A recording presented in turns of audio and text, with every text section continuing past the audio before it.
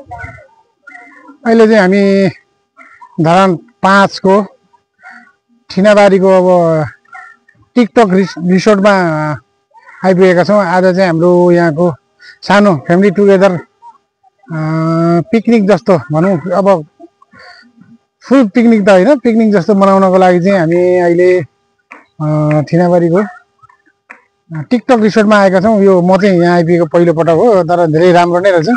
बाटोघाटो पनि हुन्छ यसरी इन्टरलक गरेर ल्याएको, वरिपरि हरियाली है। यस्तो रमाइलो ठाउँ रहेछ। नेपालको झन्डा पनि फरफराइरहेको अवस्था छ। यो चाहिँ हाम्रो धरान 5 स्थित टिकटक रिसोर्ट, नामै टिकटक रिसोर्ट राख्नु भएको रहेछ। ठिङ्गाबारी सुनसरी 5 यहाँ लेखेको नै बोर्डमै लेख्नु पनि भएको रहेछ। फोन नम्बर पनि दिनुभएको छ, रजिस्ट्रेसन नम्बर पनि रहेछ। यहाँ यसरी पिङहरू पनि रहेको अवस्था छ।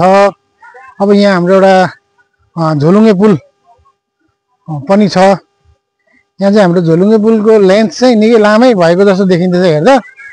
अब यो एक्ज्याक्ट कति छ भन्ने कुरो चाहिँ अब अवगत छैन र भए पनि तपाईँको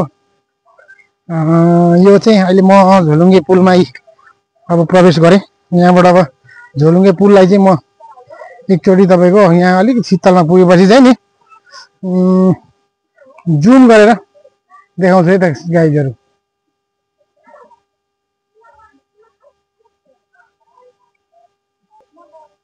देख्नुभयो होला झोलुङ्गे पुलको लेन्थ। अब यसलाई सानो बनाउँदा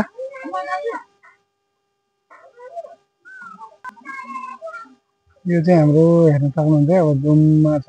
यहाँ चाहिँ पारि पनि यस्तो घरहरू बनिसकेको अवस्था छ। हाम्रो शेरबहादुर श्रेष्ठज्यू चाहिँ पारिबाट निकै, शेरबहादुरज्यूलाई हामीले हेर्न सक्नुहुन्छ। हाम्रो शेरबहादुर श्रेष्ठज्यू है उहाँ चाहिँ।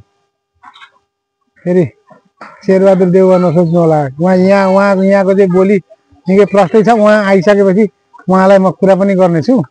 लगभग उहाँ नजिकै आइसकेको अवस्था छ। अब यी हाम्रा नानीहरू, सानो नानीहरू यति मजाले रमाइरहेको अवस्था छ।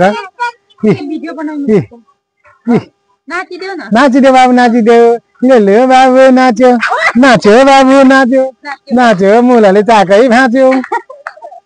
ल हाम्रो शेरबहादुरज्यू चाहिँ धरान 5 को अब पारिपट्टि आपटार सिरान होला सायद त्यो, त्यहाँ पुगेर यहाँ आइसक्नु भएको अवस्था छ। अनि शेरबहादुरजी आजको पिकनिक कस्तो लागिरहेछ? अब खानेकुराहरू बन्ने क्रम रेडी छ। अब हामी खाना खान्छौँ है त। Okay, thank you. Thank you.